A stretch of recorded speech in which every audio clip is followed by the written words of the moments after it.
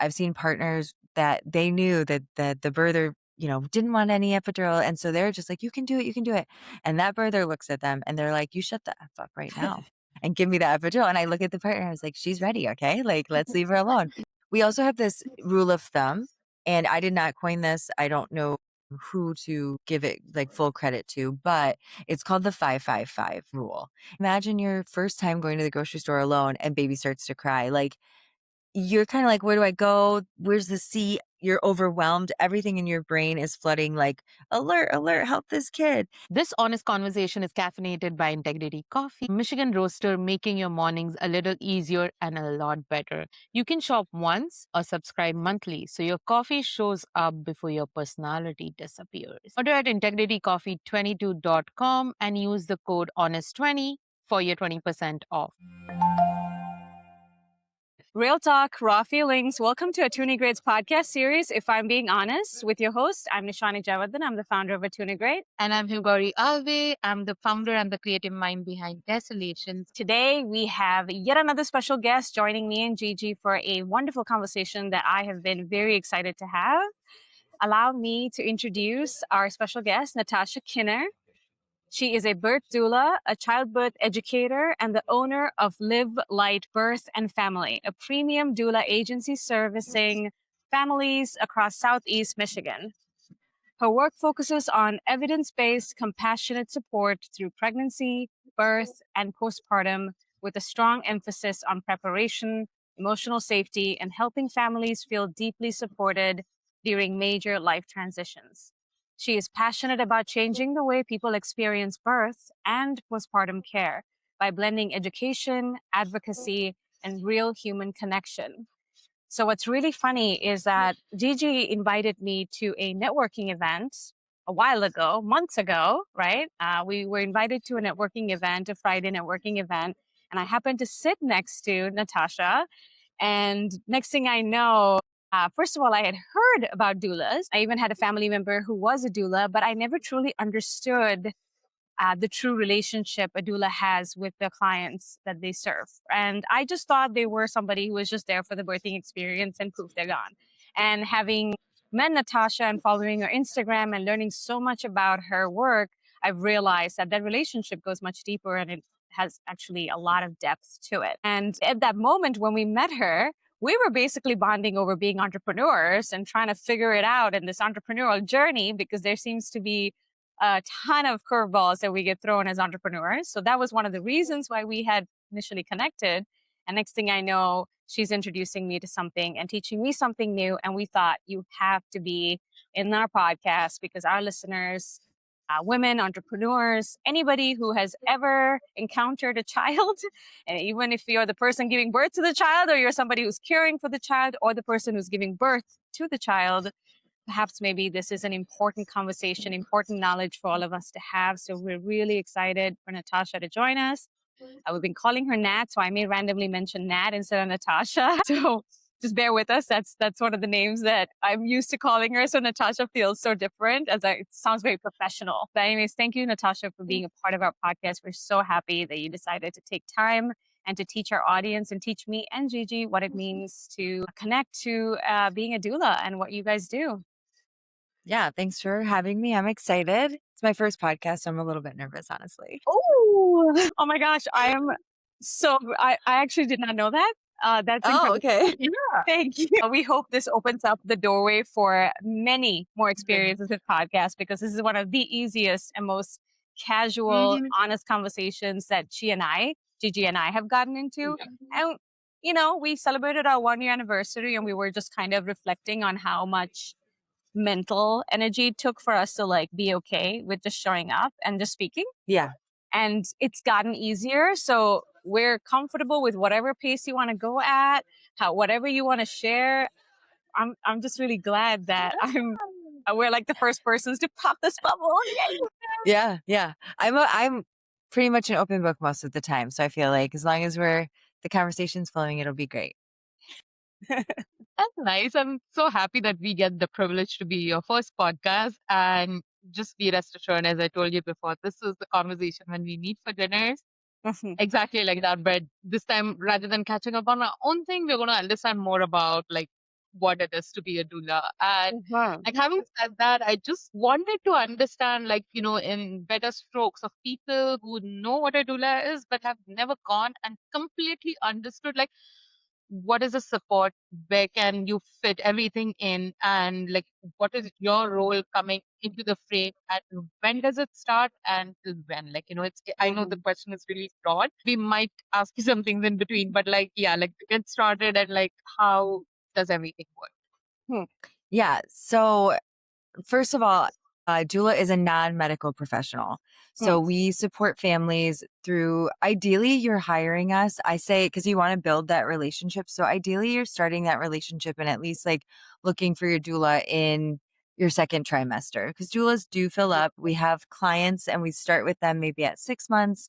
Hmm. And we're with them for the remainder of their pregnancies. Some people hire us a little bit sooner, but the longer or the earlier you hire a doula, the longer you have to build that relationship with them. And since we're non medical professionals, the majority of our relationship really focuses on the emotional support, educational resources. Like we are really avid and like I find it really important to say that we utilize evidence based resources. I'm Hmm. not going to send you a blog post or someone's like opinion piece or even offer you my opinion Hmm. based on what I think is the right, way to birth your child or raise your child if we're talking postpartum. So Hmm. I'm going to hear what you want and what your goals are, and then offer you resources so that you can make a fully informed decision. And then we offer physical support, whether that's like in early labor, during active labor, when we're in the hospital or your birth space setting, Hmm. and then into postpartum support as well. So think like positions, the traditional things that you think of a doula doing, that's like the physical aspect. Some doulas have additional certifications and may be like yoga, prenatal yoga teachers or perinatal yoga specialists. Some doulas get additional certifications in, I don't know, different things like ready method or spinning babies. Some people are PTs before. So you can have like a wide array of doulas, but it's really what that individual doula brings to the table. Now, having said that, like understanding a little bit about who you are as a person, what attracted you and how did you make the transition to become a doula? Like a little bit of conversation we have had, you were an avid traveler in between, like there were a bunch of things that are happening. What made you settle down? Like, not even, I'm not going to say the word settle down, but what navigated you with this journey of building your company and being in this specific field? Well, I first of all always joke that my path in life has always been really windy, not the straight and narrow kind of gal. So I had been a bartender for a really long time, and then my partner and I decided to move out of the country. So we like sold everything. We packed our two-door soft top Jeep up and we drove from Michigan to Belize. And while I was there, I think I turned 26, and I just remember thinking like this is an opportunity to really figure out like what I want to do with my life. I don't want to bartend the rest of my life. It was very fun. It was wild and crazy and it Hmm. suited me at the time, but I just was like, I need to figure something out. I don't want to go back to school long term for like a degree. Never that like path never Yeah. really spoke to me. And then I had my birthday and I remember being like, oh, I just really want to be practicing yoga. That's all I want to be doing right now. So I was like, ding, ding, ding. Like maybe I should go do a yoga teacher training and I'll teach yoga and travel the world, and like had this, idea. So we moved back to the States and I saved up and found a yoga teacher training in Costa Rica. And it was a 3-week immersion. I'm the kind of person like, throw me all in and I'll really Yeah. focus and then I'll come out with like the cert and be good to go. Yeah. So I did Costa Rica. And while I was there, the school itself, like obviously we talked a lot about, it was vinyasa. We talked a lot about postures, but the 8 limbs of yoga itself, and Mhm. then even more so, they had speakers come, and one was a young Mhm. woman who led like womb focus talks, I guess. Mhm. So learned about like the phases of our cycles and things I had Mhm. never really heard about that really did change my life. And then another woman came, and she was a Canadian living in Costa Rica. I don't know, a woman in her 50s. And she was speaking about supporting birthers through labor. And so I was like, oh, are you like a doctor, midwife? And even Mm, then I didn't have the language I do now. And she's like, oh no, I'm a doula. And I was mm, like, what the heck is a doula? Right. And so when she goes in and she's like, we go and we support the families and the birthers and the women, and there's so much that they don't know. And they're just kind of like all of us. A lot of times people with uteruses, we're like thrown into these mhm, huge transitions, and we're either told mm, like, ew, don't talk about it. Ew, it's gross. Ooh, it's yeah, scary. Or all of these wild things that are happening inside of our body and our minds are normal. So just yeah, deal with it. Like, yes. we're not going to talk about it. It's not a big deal. So when she said that, I was like a bunch of things just clicked. I'd watched the Ricky Lake movie. I had this strong idea of how I wanted the birth that I didn't know if I'd ever have children to go. And, I just like, I was always drawn to like birth and pregnancy in general. Mm, And so when she said that, I was like, okay, I have to pick how I want my final presentation for this yoga, retreat to go. And I was like, I'm going to mhm, do perinatal yoga. And so my focus then became prenatal yoga. And then I was like, me and one of my girlfriends who are like, I'm still really close with, I just went to her wedding. We were like roommates and we wrote, a vision yeah, board, something that we like manifested. And again, language I didn't have yet. And I had written I was going to be a doula and I was going to own my own doula company. I didn't know exactly what that would look like. And so then we saw each other this year and I'm like, you're doing your thing and I'm doing my thing. And this is kind of crazy. So yeah, so I followed that like desire. And then I kept traveling a bit and went to Alaska, saved some money while I was doing a seasonal job and enjoying like the mountains and the ocean, and went to Washington to Bastyr University. They have a DONA training. And I was mm, like, I'm going to go to the hub, right? And learn from some of the best teachers out there. And DONA, this was back in 2016-ish. So they were really well known and they're still a really big certifying agency. And there are mm, a lot out there to choose from if you're a doula or somebody looking to become a doula. There are lots of options out there.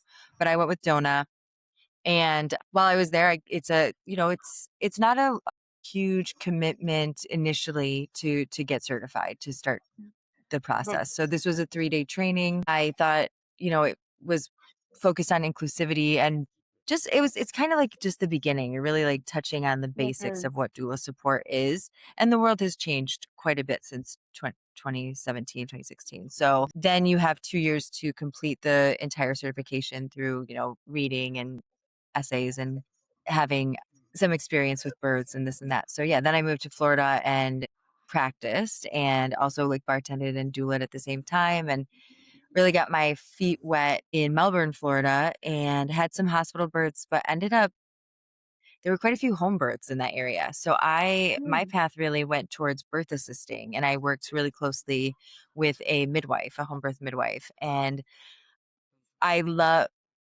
I loved it because it just really got me comfortable with normal physiologic labor and birth. It really mm, got me to see what birth can look like, to see how birthers move their bodies, how they trust, how midwives kind of handle when or if things arise, right? They mm, assess for risk when they should, or to like kind of see how they're reacting to when there needs to be a transfer. mm, Transfers are a real thing that happen.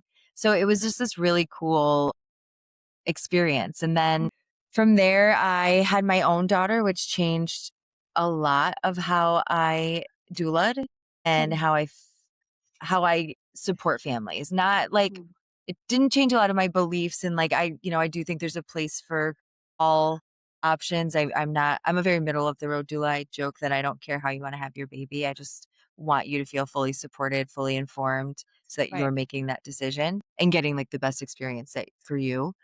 But Mm, having my own personal experience, it really changed how I go about supporting families and how I try to guide them to be prepared. And then her and I moved to Michigan for love. And then I worked for Live Light. Actually, I was a doula with the company when Christy was the founder, was the owner, and I worked with Live Light for about 2-ish years. And then Christy stepped into full-time therapy role, and she said, I'd like to sell the company, yeah. who's interested. And I was like, well, if it's now or never, and if I don't do it like this, and step into this role as owner with a company that has a really great name behind it, a really Okay. great name within the community is established, then I'm going to be starting from ground zero. So I'm going to take this awesome container and company that already is and Mm. keep a lot of the things that she had created and then make it, bigger, better, stronger and more community. I don't know, more of like a collective feel. So, Yeah. yeah, that's where I'm at. Wow. You know, Yeah. I am 100% jealous of all of the travel experiences that you've had Uh-huh. and that feeling of like, I just want to get away and like sold all my stuff. I remember the first time you had mentioned that, I was like, huh, that is an option. That is always an option, It you is always know? an option. I And was young, so I didn't have a lot of great, nice things, so to get rid of some stuff was a little it's easier. true. Yeah. And Gigi and I'm pretty sure Gigi can confirm. Like she just had to get rid of all of her things in Dubai and we basically shrink everything down to right. We shrink everything down to like 2 suitcases. I basically had just had 3 suitcases and I could always fit my life into 3 suitcases. Yes. And when Yeah. I traveled in between in the US after I had initially moved, now it feels impossible because now I have things, right, that do not Hmm. fit in suitcases. But what an incredible journey. I think I didn't even know about the yoga part that that's what you were like initially led to. But I remember you saying, sometimes you're like, okay, I think this is my purpose. And then what I was hearing from you is that you had that flexibility to keep your eyes open to the possibility of being taught something that just you didn't have the language for it, you didn't even know what it was, and then next thing you know you're drawn to it, and just that's like higher self calling, like, yo, this is the direction, and are you willing to answer that, right? I always joke, well, for the longest time, my brother's like, you're just, which I don't know if we're allowed to swear or not, but he's like, you always have a horseshoe up your ass, is what he would say. So for the longest time, I was like, I'm just lucky. I land, like, whatever. But honestly, and I was like, the universe just works out my favor. Before it was like a cool thing to say. I was like, the universe just like Right. does it, right? Yes. And, but now I've looked back and through my like business club that I'm in and stuff, I'm like, they're like, no, like you said yes when the Mm, opportunity arose. So like you that's followed right. that intrinsic drive or that voice, that intuition. And Yes. sometimes I have to look back and be like, yeah, I just kind of said, like, even buying the company, I Yeah. didn't know I was like a business owner. I don't have a college degree. What do I know? This is Mm, terrifying. Banks yeah. and money and the whole Right. thing. So I was like, I have to do this. It just feels like the right thing. Yep. Doula work just called to me in a way that Mm, I don't even think I understood at the time. And yoga mhm, was kind of like, yeah, that feels nice. It wasn't like, because I'm not a huge, I'll speak in front of a group, but I don't know. There's something about teaching yoga in front of a large group where I'm like, nah, not for me. fair I'm enough. going to just add with Natasha. Like the first time we've met her, she's always been like really quiet. And like, once you get to know her, you get to see the chatty side of her. But like, initially she's like, I don't know, I'll get your wife first. If you're okay, even I'm okay, kind of a thing. And then we all are chatters. Like we hang out at the like bunch of our girlfriends. And then like, we all are chatty. So we have to find time with everyone. It's not like one person is not chatty. So Hmm. we're always like talking over. So yeah, I can like see that like I'm still like into the fact because I've recently done it as packed up everything and moved.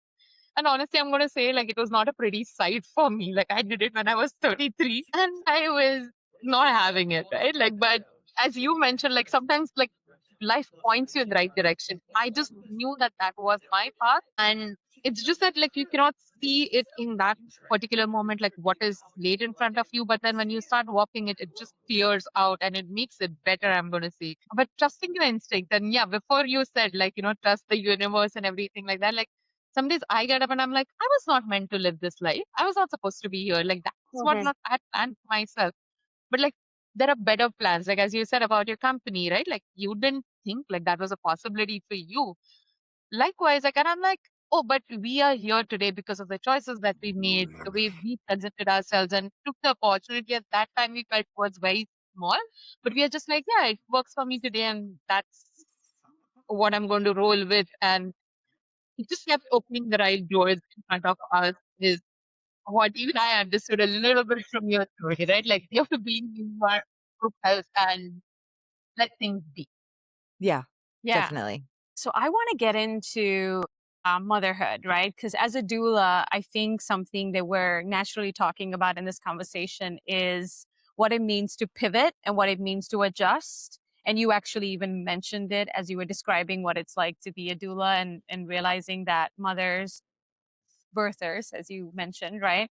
There is a Mhm. lot of pressure to like just be ready, be excited, get going and do the thing, right? And there's not a Yeah. lot of information to affirm to them that what they're experiencing throughout that process can be so vastly different from what's on a book, what you can read, what you might hear about, because as you also mentioned, not everybody feels like it's okay to say out loud what they're experiencing.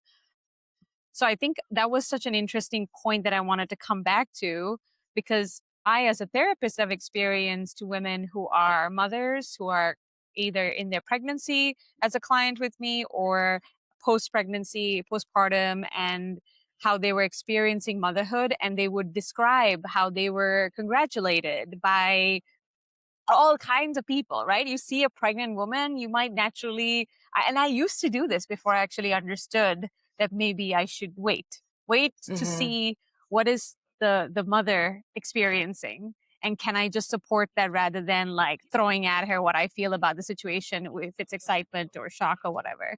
And so I'm curious, right? Because I know as a doula, um, a major thing that I thought you guys did was advocate because mothers, when they go through and they're in the hospital, sometimes doctors can get in the way and pressure them to change their plan, pressure them to change what they're taking, and ask them to do different things. And because of my very small exposure to another doula that I knew, she would tell me like sometimes doula is like the advocate, like really speaking and like battling with doctors in the moments when it gets pressured because the doctor just wants the patient to just comply and they don't want to follow the birth plan. So there's a lot of shifting.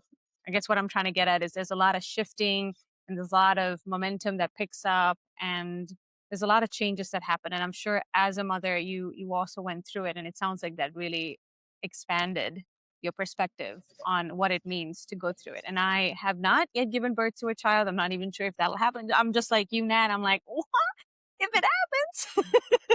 Here we When are, yeah. and so that because I have also met women who are like, I'm going to have a child at 33 and this is how I'm going to do it and it's going to happen. And I've met women who are like, I have no idea. So I'm really curious about your exposure because I'm sure you've met like various forms of women and we're all not the same. We may have similar tendencies of how we think, but I wonder if you met women like me, like, oh, I don't know if it happens. Now what? Like, oh crap, should I have like started eating healthy 3 months ago? I didn't even know it was going to happen. I've heard these concerns and I think about them. Mhm. I'm curious if Gigi has similar thoughts too. So I'm really Uh-huh. curious about what that exposure has taught you about what women may go through, even if it's a planned pregnancy or their family planning, or it's like sudden, whoops, it's a sudden thing, and walking them through that process, what it's looked like for you. Yeah. So yeah, I think being a doula before having children was really interesting too because I Hmm. came with such a blank slate, right? Mhm. There was no real opinion. There was more like curiosity and I would read and do this and that. Mhm. And but then there was some bias, right? Where I was a little bit like, well, why would you choose that, right? Because I hadn't had the true Mm. experience of pressure, true hormone shift, identity shift.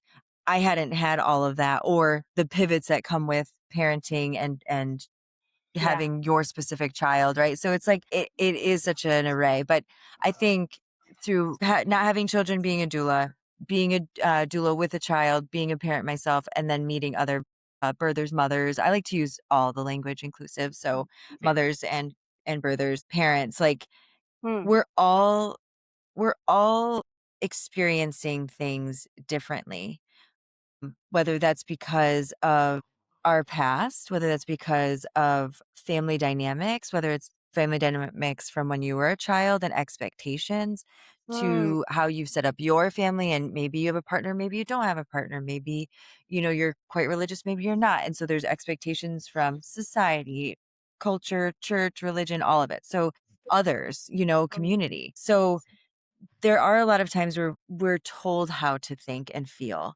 And Hmm. we forget that just because we chose to become parents doesn't mean that we're not who we were. So I always like the idea. I think Ellen Pompeo said it on like Call Her Daddy, and it was one of the few podcasts of Call Her Daddy that I caught.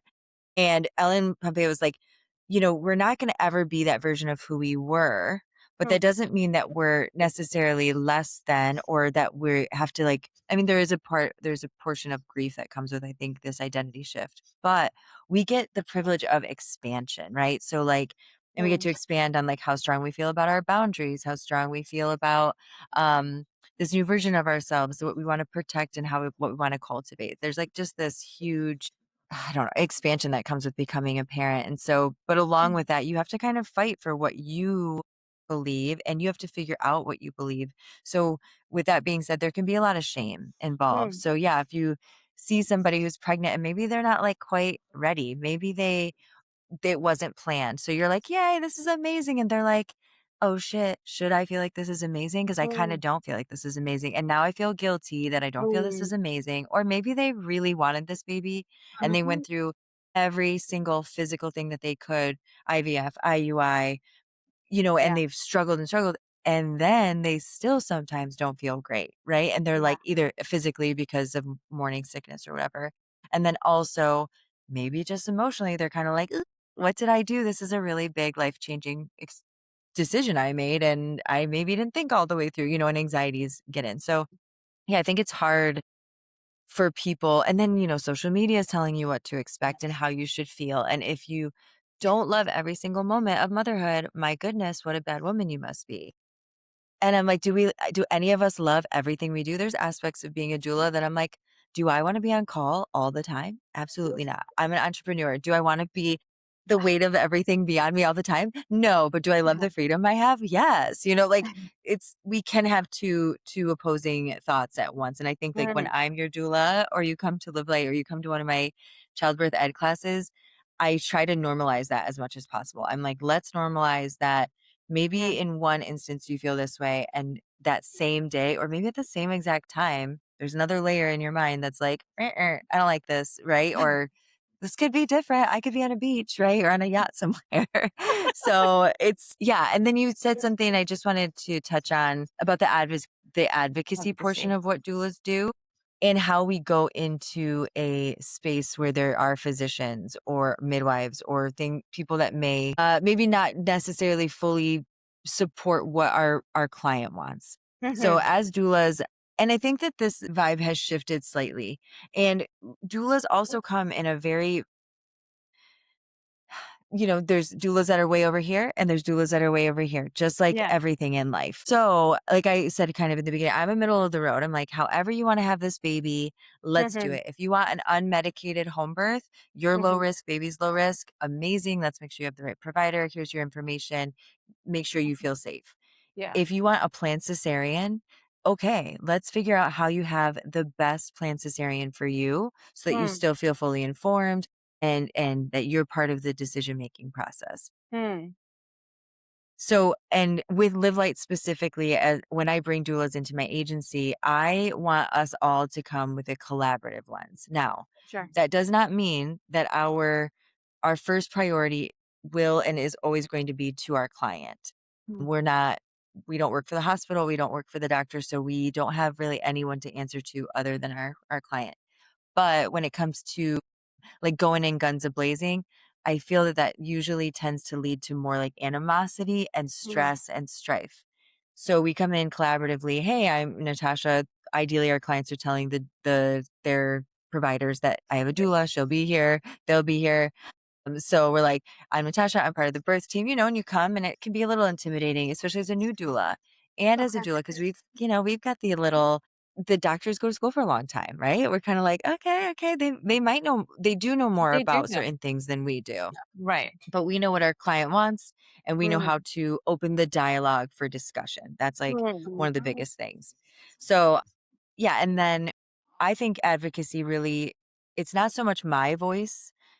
My voice is probably going to be the one that they shut down the soonest, right? It's my client's voice, like the birther themselves, the person laboring, and then it's going to be their partner, whether that's their sister, brother, mother, husband, partner, or spouse, whatever. So Yeah. I try to really and bring the partner in, and I'm like, your voice when she cannot speak or they're unable to voice their or remember or get into that, like, bring themselves Yeah. back in that prefrontal cortex, like, your voice is going to be louder. So you have to have that strength. And then I think that feeling empowered throughout your labor experience allows you to feel empowered to make Mm. decisions for your child when they're born and yourself in postpartum. I like how you even phrase that by saying that it's a open community based, like we're doing this together. Our goal is to support the birther, and like that may mean that we just, yeah, like allowing them to advocate for themselves. And I'm also hearing that that's what you guys do. You're like teaching and supporting, and it's like a practice round, right? Because when the situation really happens or when it's time, that is the worst time to be like, now you're going to do this and now you're going to do that, right? And because nobody Yes. remembers any of that, especially if you're a first time birther and your Oh family my gosh, part yeah. of it, right? Like it's chaos mode. I've seen that unfold in like friends that they're like, they have all these plans. And then the day of, they're like, it's like they froze, like deer in headlights. What do I do? And they were so glad to have their doula, because their doula was like, let's all take a deep breath. We're gonna Mhm. grab this bag. We're gonna go get this. We talked about this. You already have the bag ready. You just gotta go grab it. And it was like We're yes. so calming. It was so amazing. And that's why you were saying like I'm on call, which means someone could go into birth at random times, right? And they're freaking out, and that means you do show up. But I love that you phrased it as, and I do think you're right. The medical model, doctors, there's a lot of professionals who are being more open to the idea. There was a time when natural home birth, like doctors would frown upon that. I had that opinion of that. Like I was also really like from the culture that I was from, especially my family. Even though we're so natural focused, they were very much like, we trust the Western model. We're going to be in a hospital. You know, we want to be with doctors and not trust anybody, especially we're not going to be home to allow this to happen. Because like, what do you Mhm. mean? But like, if you think about ancient our ancestors, like it's not like doctors were Western medicine was not always available. And thank God we have it now, because we can prevent any dangerous situation from unfolding and prevent a child, a parent losing a child in the process because of science. But like, I think I really appreciated how you're like, well, I want to listen to the birther, right? Like, what do they want? If they want a C-section, then cool. Like, we're gonna honor that. If they want to have medications and have help as they process this, like that's all right too.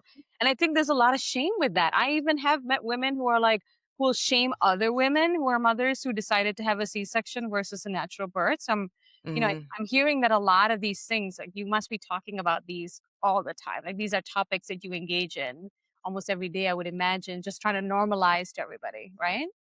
Yeah, and I think, like, the mental health so another I would say another, like, cornerstone to how I teach and how I go about doulaing and, how I want my company to speak out in the world is, like, where is your like, no one can make this decision for you because Oh, it's your like, my overall goal is that you come out of this experience not traumatized. That is it. Happy or healthy baby, healthy mom, that's obvious. Like, that should be bare minimum. That should be mm-mm. expected. That should be what everybody gets. But our mental health going into parenthood is paramount to breastfeeding, to a vaginal delivery, because the reality is a happy, healthy mother or birther or parent is better than not to be, but I feel like the language needs to be blunt sometimes, than a dead or Oh my, depressed or you know, a person that is in a postpartum mood dealing with a postpartum mood or anxiety disorder, yeah. because we put so many things because this trope of like sacrifice yourself and be the martyr as a mother and put yourself last. It's like, no, we need Mm. your mind and your well-being to be forefront so that you can care for and create a secure attachment and bond and with this baby and your partner, and everything flows a lot better. So when it comes to making the decision on whether you want medicine, like pain medication, or you want a cesarean or not, or maybe you initially thought, I don't want any pain meds. And then you pivot and you're like, it is time for an epidural. There is no shame. It's where I'm always like, where's the line in the sand for you? Where Mm. is the line between pain, which is an intrinsic part of labor, as Right. much as that blows, it is. but suffering is not. So where's the Mm. line between pain and suffering? Because that's where your trauma starts. I don't know, throughout my time as a doula and as a childbirth educator, I really tried to even tell the partners, I'm like, you can't make this decision for them. They Wow. have to be the ones. And I've seen partners that they knew that the birther, didn't want any epidural. And so they're just like, you can do it, you can do it. And that birther looks at them and they're like, you shut the F up right now and give me the epidural. And I look at the partner, I was like, she's ready. Okay. Like, let's leave her alone. This is the time. I wish I would have had a code word so I knew a little sooner, but little things like that. And because it's their journey and their experience, and I want to support them. And so as long as we go through their little checklist, like, do you feel prepared? This is the time. Okay, then this is what we're doing. Mm. What is that one emotional shift, I'm going to say, that parents or parenthood is like that nobody has ever warned us about? Like, it's not often spoken about, and some things that are taken for granted that your parents now suddenly, and you have to deal with it. Like, you're just thrown into it. Like, yesterday you did have a living child with you. Now you pretty much have something. Just, oh, like, I don't know, like that transition feels a lot to me. Like when I think about it, and I'm just like, I don't know where and how people usually deal with that kind of a situation. I think for everybody it's slightly different. Like, I think for myself, because I traveled, because I was 30, I was older. I wasn't really that old, but 31 or 2 and I had my daughter. I think for me freedom was really hard, my autonomy. Mm. And I think that's common for, like, a lot of people. For some people, it might be just the responsibility, if you're young and you don't have a lot of responsibility, and then all of a sudden now you're like, "Oh, I'm making decisions." I have a daughter that is medically complex, so that was quite overwhelming. Sometimes the unexpected of you end up in the NICU, or Mm. it just really is so to each person. And then some people expect it to be a difficult transition and they like thrive.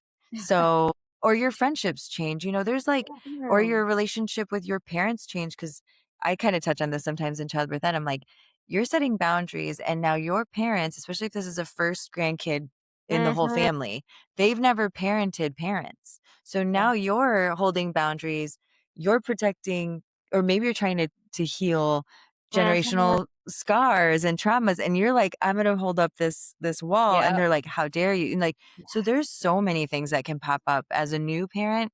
And then I think people forget too that with each child you have, they're going to challenge you too, because Mm. they're different than the first one. The way their birth is going to be probably a little bit different, if not extremely different. Who you are with a parent of as a parent of two, or a Mm. parent with, like, I was just talking to my other peers. One is a leads a women's group, postpartum women's group, and then the other one is a therapist. And we were talking about the transition of, like, if you have a boy and a girl, and then or older boy and a younger girl, or older girl and a younger boy, and then how do you parent both of them, and Mm. what do they bring out in you? What are they like? Because these kids will mirror some stuff at you, right? You're like, oh, wait a second, that's mine, and and not everybody's thinking that deeply either. So then, it's a journey. Oh my It gosh. is a journey. Yeah. I'm even glad that you brought up the family, extended Yeah. family, like your parents, because Gigi and I are from cultures where our families can get very involved in the process and almost like take over charge Yeah. of like what's happening with the new baby, especially as you said, if it's your first child, if it's a first grandchild, right? And I'm not just talking like your own individual birthers parents, I mean like the extended, the aunts, the uncles, like everybody has an opinion. And it is extremely challenging. I've actually seen women feel like they have completely lost control over their own child because now they have other family members, and so I do see that as a very isolating experience because sometimes partners don't know how to get involved, especially in mixed racial relationships, right? I've seen that happen where, like, for instance, I'm from the eastern part of the world, my partner's from the western part of the world. I don't think he's going to know what the to do if my family was like, we're going to take care of the child now. You guys don't He know might what be like, that's great. Cool. I love this. You know what you're doing. He's Yeah, yeah, like, yeah. "What do you mean we don't have to like take like we can just give the kid over?" I've even I've even had clients from back in the day, I've had international clients. So I had a client from China, and she said that when she was little, her parents moved her to China to stay with her grandparents for about 3 or 4 years so that she Oh, could wow. learn the culture there. And then she was sent back, and she was not with her parents. So she felt like she had a stronger connection to her grandparents than she did, because in those years and I know every culture, every religion, every small society has their own unique ways of how do you raise a child. And so I'm really glad that you're bringing that up, because it sounds like what you're doing is also capturing the whole person, like a holistic view of, you're not just a birther, it's not just a birthing experience, but we're going to do more. And I've even from your Instagram post, right? Like I've seen that you might be involved in the household stuff, like in the first couple of days after birth. So I'm really curious, Yeah. because you said in the second trimester, you might start, it will be ideal if a doula gets connected to the birther in like the second trimester time. And so how long is that relationship? How do you part ways? Like, do you part ways? Like, how does that work? We do have to part ways eventually, but sometimes it's sad. You're like, "Oh." So, okay. So, yeah. So, birth doula, and there's birth doulas, and then there are postpartum doulas, and then there are full Mm. spectrum doulas, which are separate certifications. Mm. Full spectrum is going to be birth, postpartum, and then like end loss as well, and whether it's loss by choice, so an abortion, support, unexpected, Mm. so that's full spectrum. But so birth doula, like I want that relationship to build early. So we, like you kind of mentioned earlier too, things in labor is not the time where you learn to use your voice. Right. So when we're learning, we're building this relationship, we're doing virtual meetings, we're doing virtual prenatal planning meetings, and then in-person prenatal planning meetings to discuss, like, how do we ask our providers early on, Mm. or say this is what I want early on. We're practicing our coping techniques, because yeah, sometimes shit hits the fan, or maybe it doesn't literally, like maybe the pivot is really small. It's like, do we, take this ibuprofen or Benadryl because our cervix is slightly swollen? Well, I don't know. I don't really want medication. So now we're like, but to that person in labor, it's like, wah, wah, wah, red light alert, because I have to think and I have to be pulled into my thinking brain. So we Mm. want to practice that in birth and with our birth doulas. Within our agency, every client will have a two doula team. And so both doulas will support the client prenatally, support them in labor, depending on who's on call. And if the labor is long, I say that in quotes because long labor to everybody is slightly different. And if they have to, switch out, or there's like someone needs to be the backup, you already have that built in relationship. And then ideally, if you choose postpartum support as well, then you'll have the same team supporting you in postpartum with maybe a few other doulas built thrown in if we have like a large amount of hours that you're looking for. So with postpartum support, we do it hourly, and a lot of places do, or they'll say like 2, 3, 4, I don't know, however many weeks of support you want. And we do like day support shifts and overnight support shifts. As doulas, our goal is to support the entire family, just like we have been this whole time. So we're not there as just for the baby at night or just to hold the baby. Honestly, I joke, I'm like, the less I hold your baby, the better, because as a doula, I'm not in it for the babies. Some doulas are. They like love the babies. I love babies, they're great, but I'm here for the parents. I'm like, let me cook Okay. for you. Because postpartum recovery is what Yeah. we're supporting. And Mm. in order to recover fully, health, mentally, physically, and emotionally, it's spending time with bonding with baby, Mhm. touching that baby, listening to that baby, skin to skin. You pay the parents, both Mm. parents, being able to read their cues and understand them. Rest for the whole family, because dad or just non-gestational partner also is in that space and also is dysregulated and also has gone through their own identity shift. And Mm. then we know birther for sure, like they just ran, the equivalent of a marathon, and their hormones have dropped and they're Yeah. going through it. So rest, what did I say? Rest, bonding, and then nourishment. So hydration and food. And Yeah. so as postpartum doulas, our day support can look different for every family. But we think about, like, where are your pain points? What are you not getting? Is it breakfast Mm. that you never can get in or down? Are Okay. you feeling unable to sit on the couch or your bed with this baby because a lot of our clients are type A, career driven, and the society we live in values productivity. Mm. And so a lot for us to sit on the couch and not think about the fact that like there's 3 loads of laundry and the dishwasher hasn't been emptied and Yeah. our garbage disposal smells like, and I Yeah. can do all of that as the postpartum doula so that you sit and you rest with your baby and you bond without the stress and that mental load weighing on you. And we can Huh. open up space for you and your partner to connect, or for your partner to go and do something to reconnect to themselves. And also, so we have to have one guardian in the home at all times, but like maybe Yeah. you go for like a little walk, or you go get your nails done, or you go take a Yeah. bath, eat some crappy food, and go watch your Real Housewives or whatever show while we hold the baby, right? Like, Mm. or I could be meal prepping for you and the whole family. Mm. And then overnight support is focused on sleep for the whole family. So think like, as long as baby is in a safe sleep space, whether you're a body feeding, breastfeeding parent or not, we're still beneficial because we can bring the baby to you. The doula is either monitoring with a monitor, or they're right next to the baby all times throughout the night. And then once the baby starts to rouse and show signs of ready to eat and drink, then we bring the baby to you. If you're breastfeeding, hopefully you're super groggy. Throw that boob in your baby's mouth, and then you text us when the baby's ready, and we're like, okay, it's our job to soothe, swaddle, and get back down, and you and Mm. your partner can both sleep. Huh. Wow. Wow. Hmm.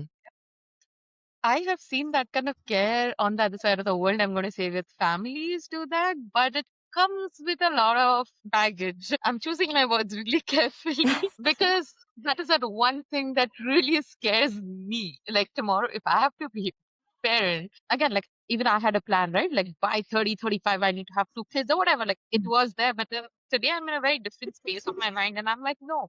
I think after everything is done, I want that space for me and then my Hmm. child and my husband. And when I want that space, like if I have my family around, they're going to be like, he doesn't understand anything. I don't think you should give it to him. We understand. And I'm like, I don't want that chatter around it. And again, like as Nishani mentioned, it is pretty easy in our culture to just disrespect somebody else, or not even disrespect. Have no regards of like where they're coming from, what they're Mm. going through, and they're like, oh, we've done it over multiple times, like all of that thing. Just like you kind of explaining the entire concept of like, oh, we come in, we kind of do the mental load and having all of that gives me a little bit of like ease for myself, right? Like it is really difficult, like understanding how to navigate with families. And I think that is and I feel like there are more people who are like me who come from the other side of the world. And suddenly our thought process has changed. Our surroundings have changed, but Mhm. our families are still back there. Like they have not seen the change. They don't understand where we come from. They don't understand the reason for space. And why would you need it as well, right? Like, oh no, you constantly you have to do this, you have to do that. And I'm like, no, probably not. Like my body doesn't want to eat that food. Let go. Like I recently learned my mom has always forced me to have milk. And I recently learned that probably that's not the best for my body. And I've constantly rejected it. It's just a small thing, right? Like, and that happens a lot when a lot of women give birth on the other side. Oh no, you're supposed to have this. This is going to produce more milk. Oh no, you're supposed to do this because this is going to Mhm. do that. And like as you said, it's really overwhelming because I only know to the fact of like, oh, I can hold my child, I can swaddle them this way, and that's about it. But I don't know how my child's personality is going to be like. Are they going to be super cranky initially? Are they going to be like sleeping a lot? Like these are the things that you deal with it in that moment. And I feel like families Mm. don't give that space. Have you had any kind of like a space where you have to deal with families like that? And like, how would you step in, right? Like, it's like everybody has the best interest, but then it needs to be like monitored as well. Like, how would like you manage such a situation? Before we get back to our conversation, here's a little local love that I want to share with our community.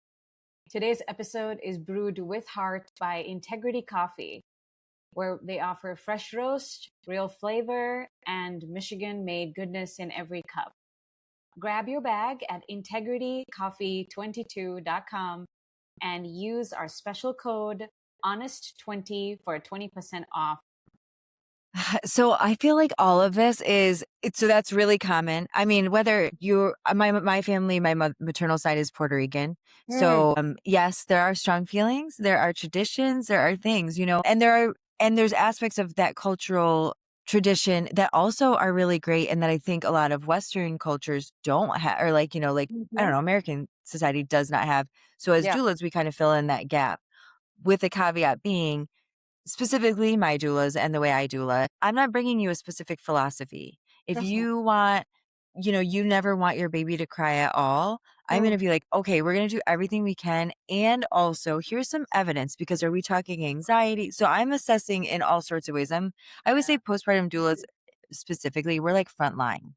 If I'm noticing that you're having intrusive thoughts and you're like, "Oh, we can't do this, we can't do that," then I'm like, "Okay, well, let me ask you a few more. Let me get curious with you because where is this coming from? Is mm. it within a healthy range? And then here, I have a scope of practice that I Yeah. want to stay within. So can I refer you out?"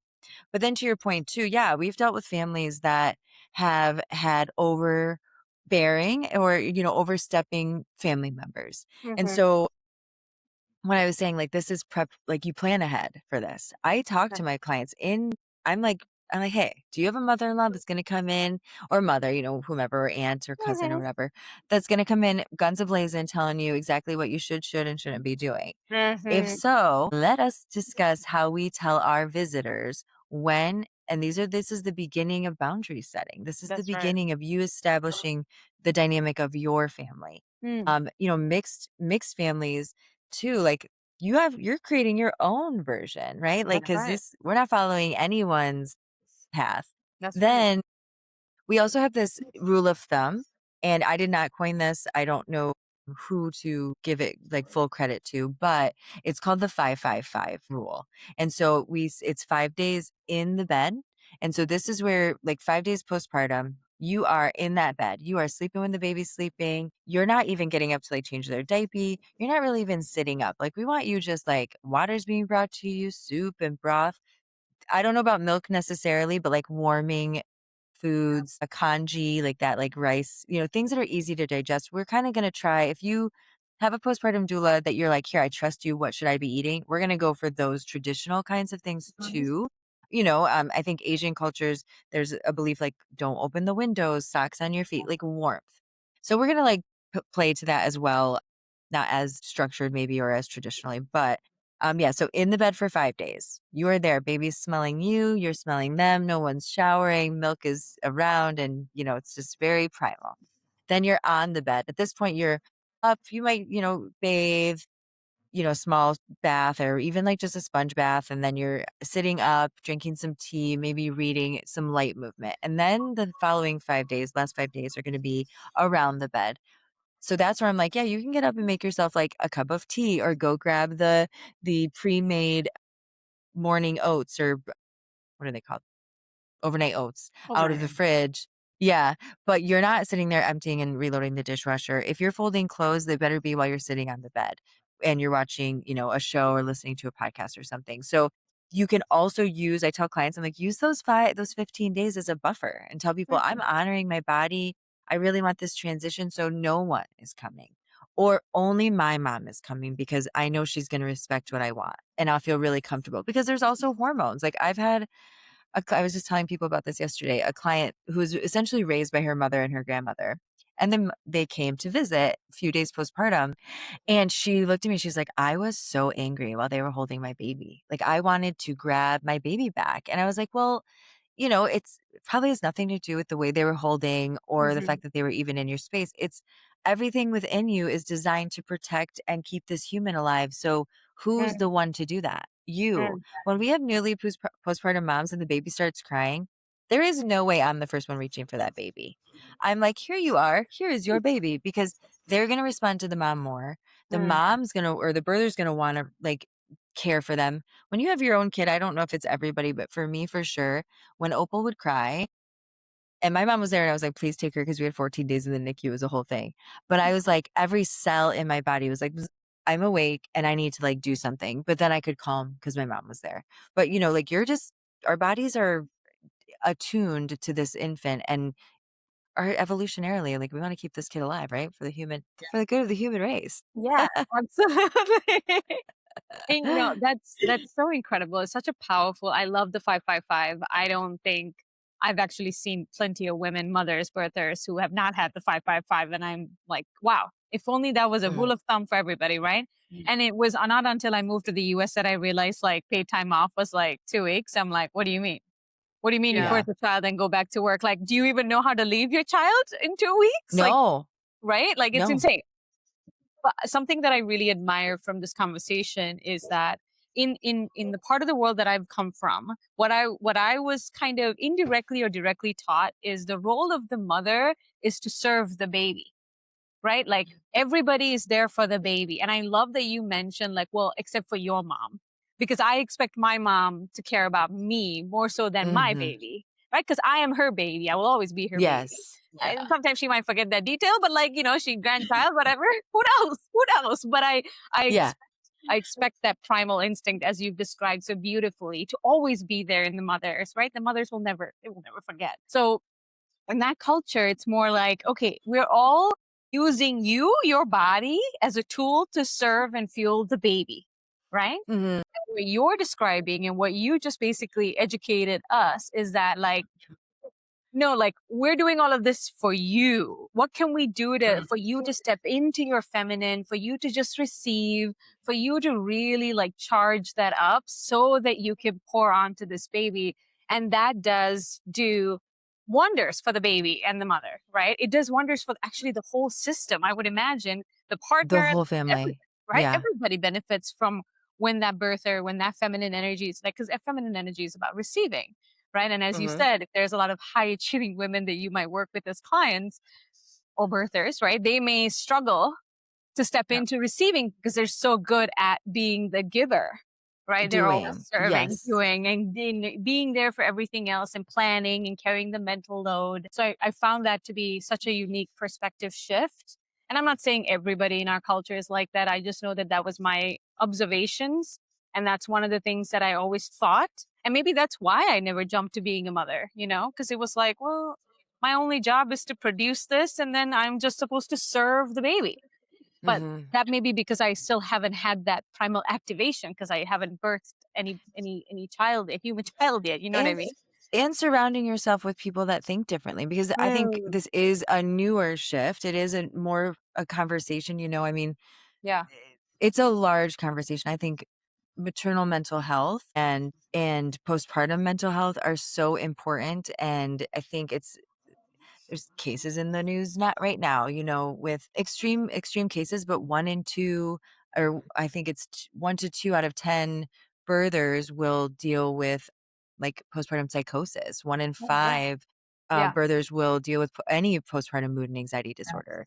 There are Mhm. risk factors, which we talk to our clients about, like, what are risk factors that could maybe, predispose you to higher likelihood of having a dealing with one of these disorders, but you don't have to have any risk factors to have one, To have right? that. And Right. there is no shame. It needs to be normalized. It is really common. And I think that if you surround yourself with people that say, "Hey, let's prioritize the mother, let's prioritize the birther," so that you can have the space to go through this transition feeling Mm, held, it will change. I don't think it will happen if you just because you have a kid. You might later on look back and be like, "My gosh, what was going on? I wish it would have been different," or but in the moment, it's kind of like birth. In the moment, it is so hard to demand what mm, you want when you're mm, already overwhelmed, when you're not using any coping techniques, or mm.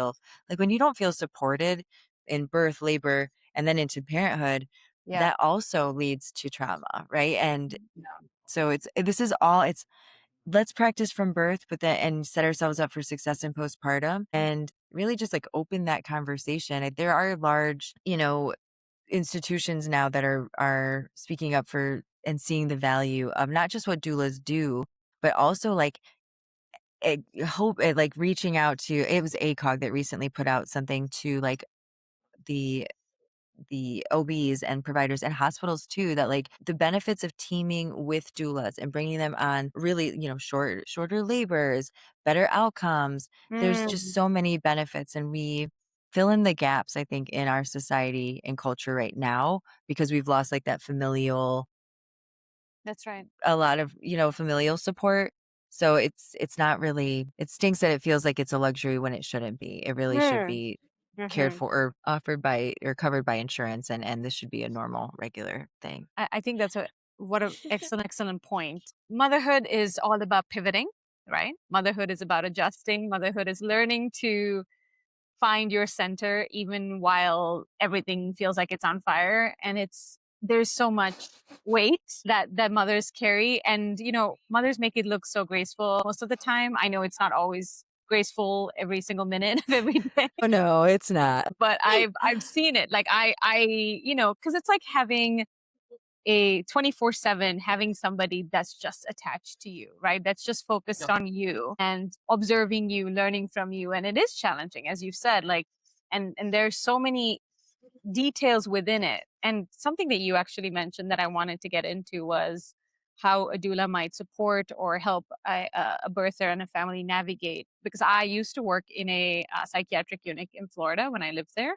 And I've actually seen postpartum psychosis a couple of times. And it's really, really bizarre how they will wake up like 3 days later and they're like, why am I not pregnant anymore? Like, where's my Mm, child? Like, who took my child? Meanwhile, for all 3 days, like there was one mother I still remember, like she was throwing things at us. She was aggressive. She was engaged with her body in very unique ways. We had to like kind of restrain her at times. She had even attempted to hurt her baby, not realizing that's what she was doing. So 3 days later, when she woke up, she was like, and I had talked to her. I tried to connect with her throughout those 3 days, and then when she like woke up as herself, I was like, this is who you mm, are. I'm not even sure who I met the last couple of days. And her family kept insisting that it was like a possession, like a mm. spiritual possession thing, when in reality the doctors were able to confirm like her hormonal changes were so significant that it was a challenge. All right. Yeah, I think I personally have not dealt with a client with true postpartum psychosis. Hmm. I've dealt with clients that have had anxiety, depression, and like I would say challenges. Rage, I think is a common one that people don't Oh, talk about. really? Even anxiety isn't diagnosable, like the DSM, Yeah, whatever that yeah. your guys' Yes. book is. Yes. Yeah, but so a lot of it falls under a lot of it falls under the umbrella of depression. I But I see. think intrusive thoughts are pretty common, and with, like I kind of said about being a postpartum doula, like we're just front line of defense. We're there to Yeah. to really we are familiar with what's normal. Okay.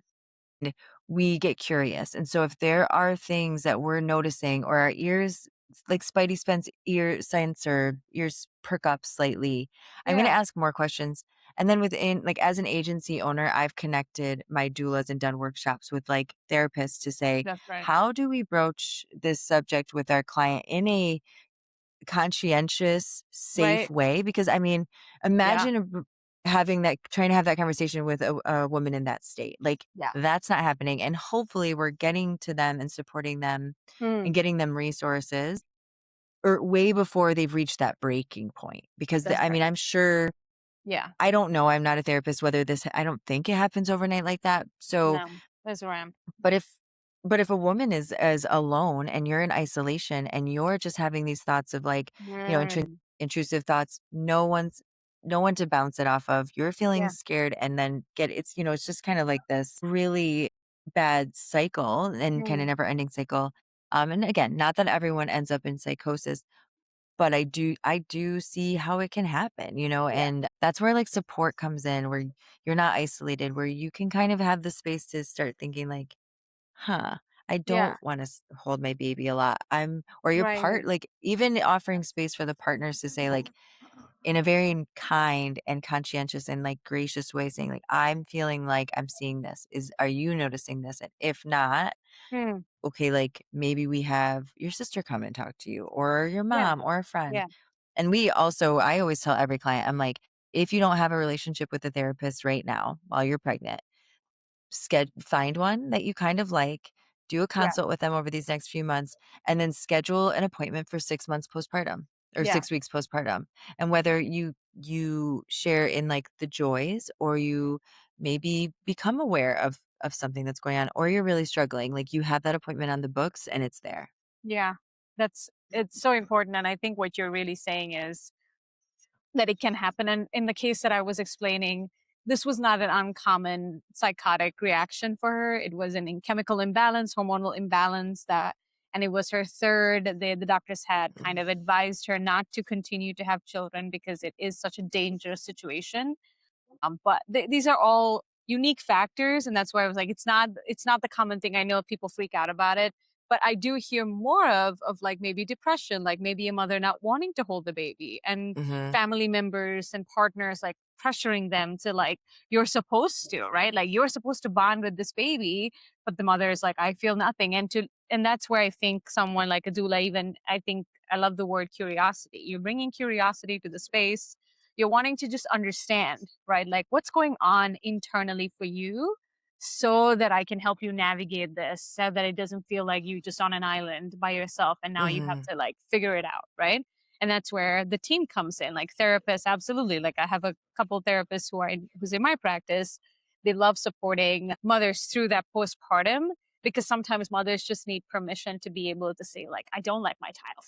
Like I don't like this. Yeah. I hate that I did this, like I hate my body. I don't feel the Mhm. same anymore. And like just getting permission, giving themselves permission to speak it without Yeah. like eye rolls and like all the kind of judgments that you might get from society, because society does judge mothers a lot. Parents, Harshly, yeah. right? Very, very harshly. Parents in general, they did society judges. And it's usually people who have no idea what it's like to be in that role. So yeah. But it's when you're in an emotional hormonal space, maybe those boundaries are a lot looser. Maybe it's permeable. Like things can come through, and having support like what you're describing can make the difference in from what I'm hearing and what I'm learning today. I think one of the things that I wanted to like check back on, and we'll start wrapping up after this, was what are some of the things that families are surprised by when they work with a doula? What are some of the things that they might say afterwards where they're like, "Oh, I didn't even realize, like having working with you or your other doulas, like these are things that we could receive, like support we could receive?" Yeah, I think in birth, I think it's pretty like everyone kind of has a general idea, especially when we start talking about how we support and like setting families up. And every birth doula is slightly different. So we do offer like 1 45-minute Zoom call every month. We do the 2 prenatals and that kind of Mm. thing. I think where the surprise comes in is that so maybe for birth and labor, that we're not there to take the partner's place.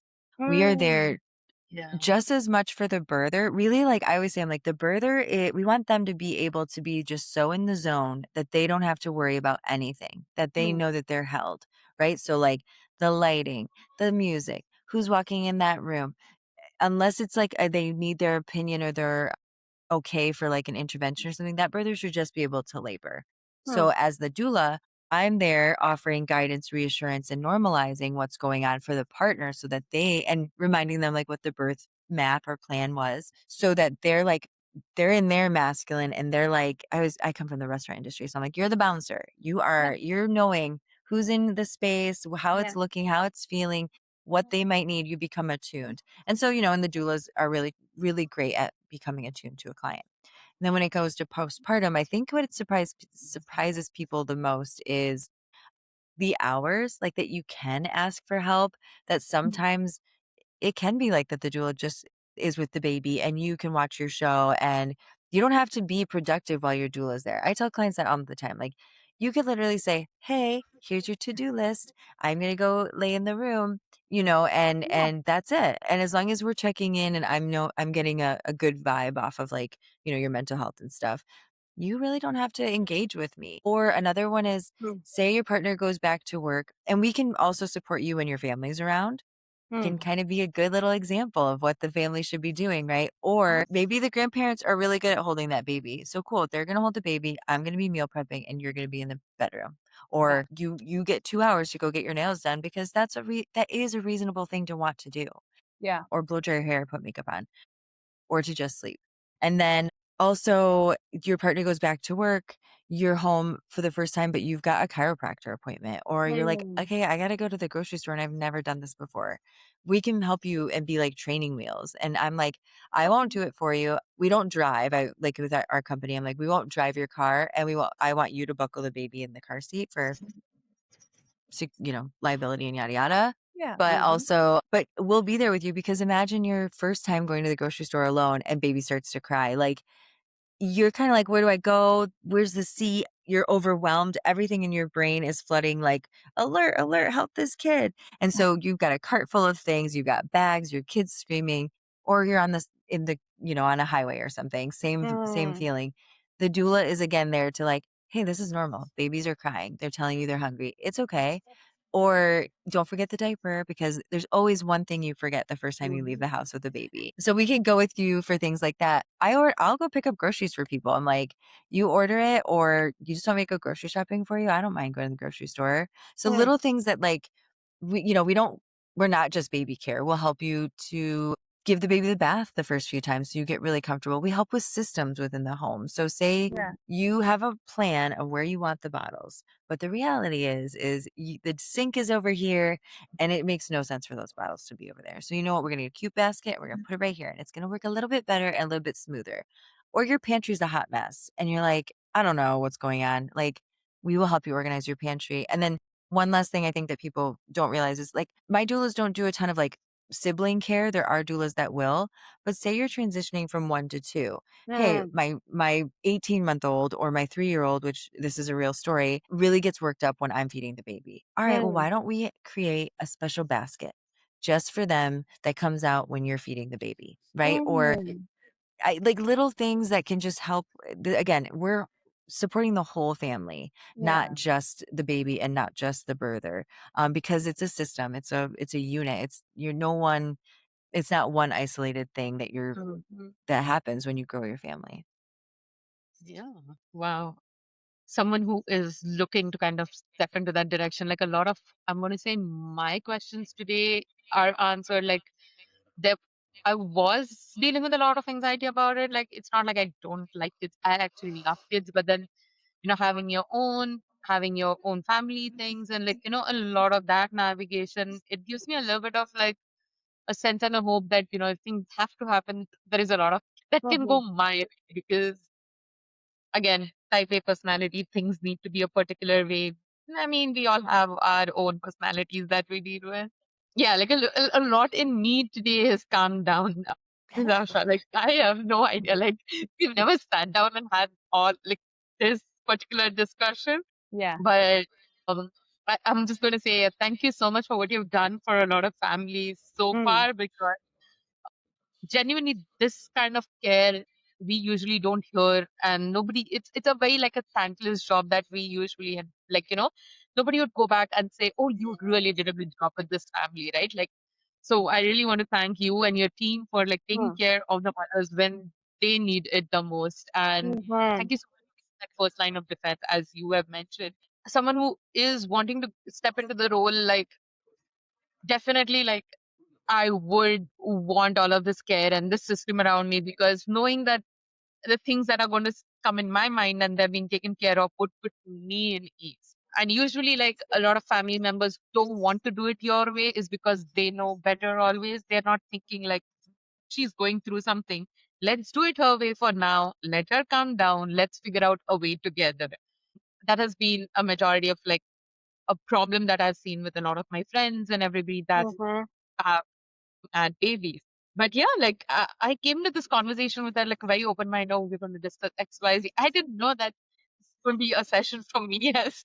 I love that. I love that. Yeah. And I think what Gigi is also pointing at is like it can be so overwhelming. And what you're Yeah. actually describing, Natasha, is like the community, like sisterhood, like women supporting other women. I mean, Mhm. I never, maybe that's a presumptuous statement that only women can be doulas, but I was just thinking like there was a couple of friends that I had met very recently, sisters that we were just in a retreat together, and they were talking about, maybe we can all take turns supporting one another. Like all of us as a community come to your house and we clean your house for you if you're like depressed, Yes. right? Like if you are first time mother, like I don't have a lot of family here and they were all mothers and they're like, girl, whenever you're ready, you just text us and we'll have a group and we'll just show up at your house and we'll know what to Y- do, right? Like you won't Yeah. have to think about what to do. And this is, I think, these are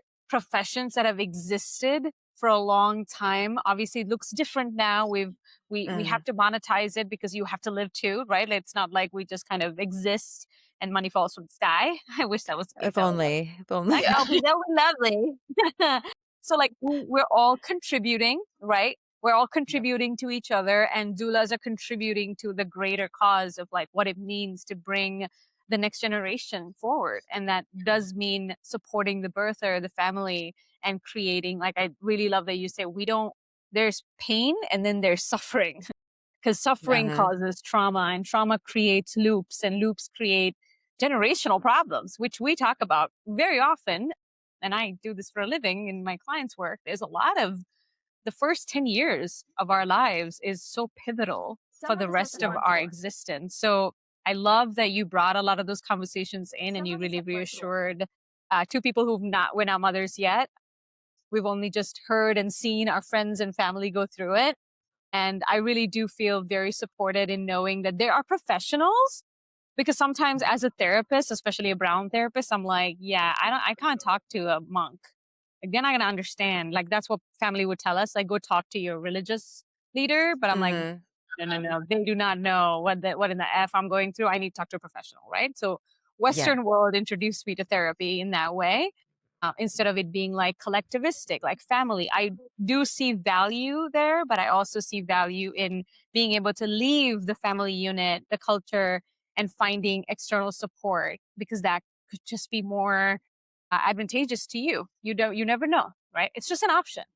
And I think Yeah. even doula, it's an option. It's an option that a mother, a birther, a family can have, assuming that they're financially able to. I would love for it to be covered by insurance. So I think they're advocating for that. I've definitely been hearing like they're trying to add all these preventative support systems. But as I know, insurance and therapy just it's an ongoing battle. Um, Yeah. Someone from the insurance world is listening to this podcast, so they know that it's an ongoing grievance that we all have because insurance Yeah. is supposed to be protecting us and helping us. And I don't know Uh-huh. when that changed, right? So I was curious, was there anything that Gigi and I just didn't get to that you feel like our audience would need to know that you would like to add just to make sure? Because we don't know what we don't know, and I'm like always curious. Is there something that we missed? Yeah. I think we touched on a lot of really good things. I think that I just want to say like doulas do not replace providers, whether you have a midwife or an OB. Again, we're non-medical. We're there to fill in the role of that emotional support so that your medical provider can focus on the health and well-being of you and baby. And then, we have a lot of knowledge, but that collaborative lens, I think, that's why that's so important because we want to be part of that birth team. Hmm. I think that it's not about having like the perfect birth. So we talked about like high achieving women Yes. in postpartum, how it's difficult to settle in and relax because mentally we're Mm-hmm. doing all this other things. And in birth too, like there's a level of I kind of hate the word surrender because it's used a lot in birth, but it's so real, or like flexibility. And the reality is it's like birth plans, you can have an idea of what you want, this goal, that's wonderful, but it's not about perfection. It's really about preparedness, I think, and Mm. preparation. And that goes for postpartum too, like prepare early. And community is key. I like as a parent in multiple ways of being a parent, the community that and a doula too, like an entrepreneur, like community is so important. So you were saying like your friends being willing to come. We also as part of communities have to be willing to ask for help, and we have to Hmm. be willing to be an inconvenience because sometimes asking for help is inconvenient to us, it's inconvenient to others. Yeah. Yeah. And I just think that like community is so important to not feeling like alone, especially in motherhood. And I just want my clients to remember feeling heard and supported and listened to. Perfect. Yeah. Yeah. You know, in fact, I want to just touch on this real quick. There is a difference between a doula and a midwife. I'm Yes. curious, like where, so from what I've understood from our conversation, right? Doula is like in the team, not medical, but like really an advocate, like you said. So so you would work with a midwife, but that would be totally Mhm. different. Like what would be, where would you end and the midwife starts, you know? So doulas probably would be hired, well, you'd have your, because midwives are gonna also support you prenatally through, like, prenatal care just like an OB would. Mm-hmm. OBs are surgeons, Yes. and they are experts in high risk and, interventions like that, where midwives are experts in physiologic labor and Mm-hmm. birth, and they should be assessing for, like, any risk so that they can transfer care if need be.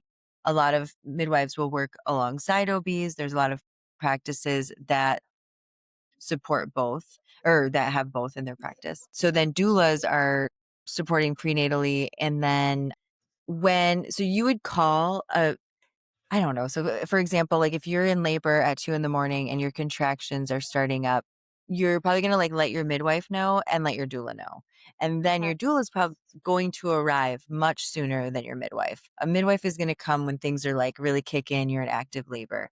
Got it. Similarly to in a hospital setting or birth center within a hospital, that the Mm-hmm. OB is going to be there when you're like, they're going to come in, they'll assess, they'll check in on you, and then they'll leave and support other people that might be in the pushing phase. Where Got a doula is continuous support. So they're with it. you from the time you call them in until you deliver.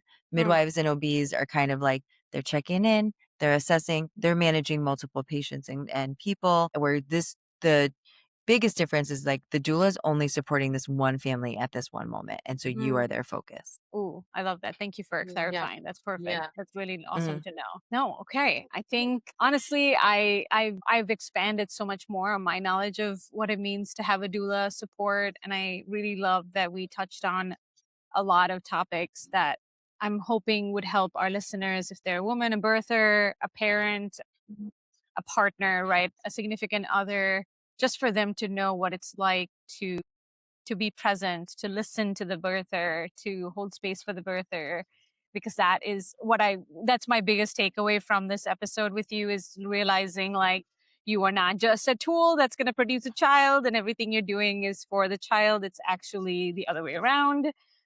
mhm, It's okay for you to want to step into that, like receiving and asking and being okay with everybody like working to support you, whatever that means for you, because that can look so different mhm, and unique for everybody. And I'm also loving the fact that Gigi was also getting like okay, I feel more reassured, if that's a plan, right? Because these are plans that women can have, and it's like at the back of our minds, right? It's not always at the mhm, forefront. For some women, it might be at the forefront. I've known plenty of women who've done many rounds of IVF, and when they finally got pregnant, you even mentioned that when they finally got pregnant, they were like, "I don't think I want that," and then we had to like remind them, like, remember, this is what you wanted. You do Yeah. want this. It's just okay to not want it right now. You know, exactly, the exactly. moment, the feeling will pass. So anyways, I just want to echo JG's words. Thank you for what your agency, what your team of doulas, what they're doing. I think it's incredible. I loved having learning so much more about the nature of your relationship with your client, right? Like how you guys can actually support. Because I didn't even know that you might like prep a meal or just be like, you know what, I'll take care of the dishes. Like that is a-okay. I can do that because I want you Mhm, to just focus on baby. Just focus on being present, and I think that's incredible. So thank you for everything that you guys are doing. Thank you for being a part of this podcast. Absolutely loved having you here. I hope you are feeling comfortable. I'm really curious how you're feeling because we're about to wrap up. And how I'm did feeling good. I feel like the conversation flowed just like you said, which was really nice, and yeah. obviously this is my day to day, so I like could talk. I'm like, oh, we could have talked about this. We could have talked more about that. Like I could talk for days about it. So yeah. That's awesome. Maybe that means there's an opportunity for part two when we are rounding off with all of our guests. I'm sure because it sounds like this is ongoing and there's so many different avenues to explore within this particular niche that you are focused on. So, and we didn't even get to like doula yoga. I was like, oh, that's a cool, like, prenatal yoga. I'm like, wait a second, that's how you first got into Mhm. this. I'm really didn't even get there. Anyways, part I two, know. potential part two, stay tuned. Awesome. Gigi, any thoughts to add? No, I think We all have said everything. And honestly, like, I feel a little hurt from inside. Like, my questions are answered, right? Like, somebody who is like thinking or wants to have a child, like, I just felt very hurt. And I hope that our listeners feel too. Just know that there is support and there is support available the way you want it. Like, that is what it's my main takeaway. Because usually you do have support, but you have to get it on their terms as well. Mm-hmm. Mhm. And we all have our personalities. And honestly, for somebody like me, and there are multiple people who think like me, I just felt hurt. So thank you so much, Natasha, for Mm-hmm. making my internal self and the maternal instincts being heard. So yeah, I feel really great. Thank you. Awesome, you're welcome. Awesome. Well, if you've made it this far, thank you for hanging out with us. We hope it made you feel a little bit more seen. This is, if I'm being honest, we are not promising perfection, but we're showing up as we are. Until next time, stay real, stay honest.